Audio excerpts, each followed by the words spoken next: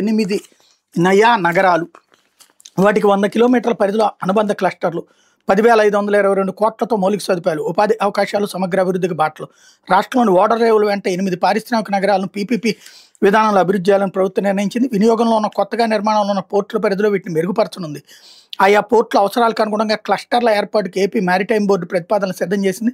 విశాఖపట్నం, కాకినాడ, మచిలీపట్నం, రామాయపట్నం, మూలపేట, దుగ్గరాజపట్నం, రాంబిల్లి, కృష్ణపట్నం పోర్టుల పరిధిలో వాటిని అభివృద్ధి చేయబోతోంది. పోర్టు నుంచి 100 కిలోమీటర్ల పరిధిని పోర్ట్ ప్రాక్సిమల్ ఏరియాగా గుర్తించి తదనుగుణంగా ప్రణాళికలు, మాస్టర్ ప్లాన్ ఏపీ ఏసీఎంబీ తయారు చేసింది. ఈ పరిధిని గోదాములు, నివాస ప్రాంతాలు, ఆఫీస్ స్పేస్, ఇతర ప్రాజెక్టుల ఏర్పాటుకు అనుగుణంగా జోన్లుగా విభజించి వాటి ఆధారంగా భవిష్యత్తులో వచ్చే ప్రాజెక్టులకు అనుమతులు ఇవ్వనున్నారు.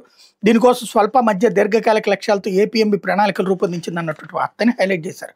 జగన్ ఇదివరకు చేసింది అదే, దాన్ని ఇప్పుడు పీపీపీ కింద తీసుకెళ్లి మళ్ళీ ప్రైవేట్కి ఇవ్వబోతున్నారు. అప్పట్లో జగన్ స్టార్ట్ చేసినటువంటి ఈ స్కీమ్లో ప్రధానమైనటువంటిది ఏంటంటే ప్రభుత్వం చేతిలోనే పోర్ట్లన్నీ నడుస్తాయి, దాంట్లో ఎవరన్నా కావాలంటే జాయిన్ అవ్వచ్చు పార్ట్నర్లు. కానీ ఇప్పుడు పీపీపీ అంటే తీసుకెళ్ళి ప్రైవేట్ వాళ్ళకి ఇచ్చేయడం అనమాట.